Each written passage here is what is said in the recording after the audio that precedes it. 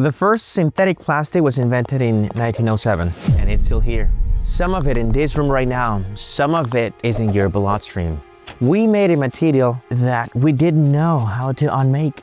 So today, we are climbing the ladder, 7 levels of plastic, from the one that started everything to the one that ends itself on command. So let's go.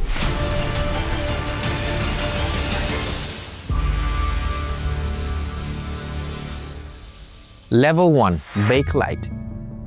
A chemist named Leo Baekeland mixes 2 chemicals nature had never put together. Out comes something hard, heat-proof, and chemically bulletproof. This is the moment humans stopped finding materials and started inventing them. Bakelite went into telephones, radios, the entire electrical revolution. But it also planted a flag we're still trying to pull out of the ground.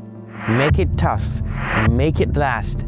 Don't think about what happens next. The forever material mindset starts there.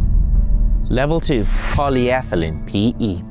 The most used plastic on planet Earth. Your grocery bag, your shampoo bottle, the film around your bread, the squeeze bottle in your fridge. PE, PE, PE. Why?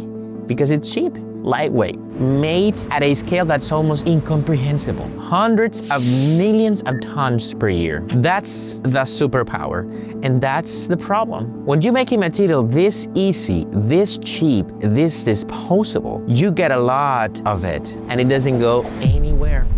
Level 3, Polypropylene, PP.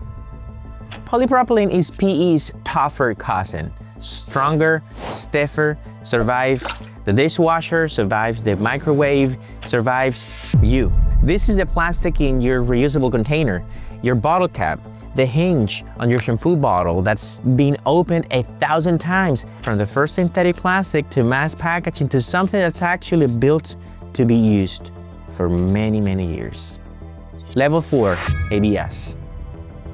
This is the moment plastic stops behaving like a wrapper and starts behaving like a part. ABS is what your Lego bricks are made of. Try snapping one. I'll wait.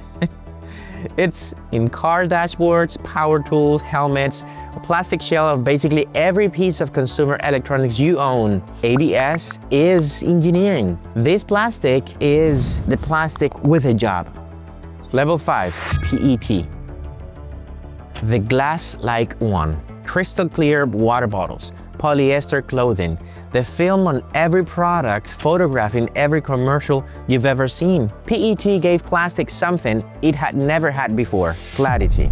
A premium optical, almost mineral quality. No literal glass, but let's be precise here, it's the closest plastic that has ever come to feeling like glass. Level 6, PHA and PHB. Now plastic starts trying to learn biology. These are biopolyesters. Bacteria make them. Real microorganisms in real fermentation tanks produce these plastics as a way of storing energy, the way we make body fat. And here's the wild part, they break down in real environments, soil, compost, the ocean. Quick aside, because someone's already typing in the comments, yes, PLA exists. Yes, people call it compostable, but industrial composting and actually breaking down in the wild are completely different things. PLA in your backyard is basically a regular plastic. PLA in a 100-degree industrial composter is something else. PHA and PHB earn level 6 because they don't need the industrial composter. They just go away. But even they operate on biology's clock.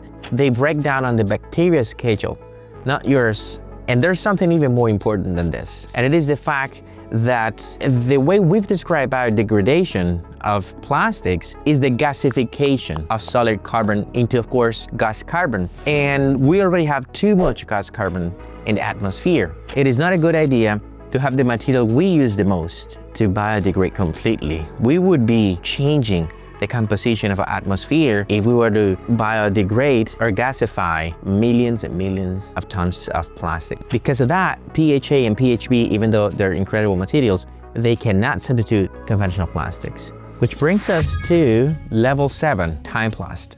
This is the only level on the ladder where the end of the material's life is part of its design. Not hopefully it will biodegrade someday, not recycle it if you can find a facility. It's engineered, it's programmed, it's built in. Timeplast, it's a material that is time programmable. It has a water solubility built in that's engineered over predetermined durations. And here's the part that flips everything. Water. The universal solvent, the most abundant chemical reagent on the planet. The thing every previous plastic was specifically designed to resist, Timeplast does the opposite. Water becomes the trigger, the off switch. Not instant, not random, programmable. From seconds to days, months, years, pick the lifespan, engineer it in. The material does rest. And it gets stranger because thanks to String Cubed, they've used the Timeplast platform to create something even bigger. The Time-Mass filament line takes it further. The company calls them 4D materials. Plastics that don't just exist, they performed. Conductivity, that response, functional payload, photovoltaic matrices, composite behaviors that change over time. This is the line where plastic stops being a material and starts being programmable matter.